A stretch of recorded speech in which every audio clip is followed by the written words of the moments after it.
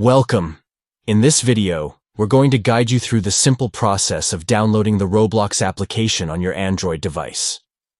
Roblox has become one of the most popular platforms for gaming and creativity, allowing users to play and create games.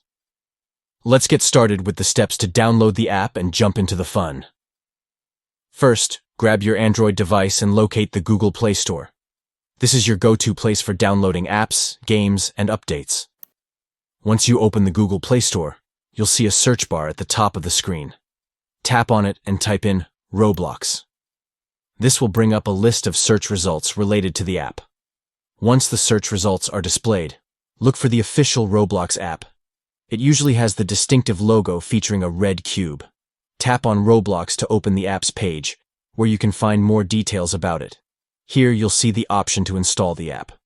Go ahead and tap the Install button.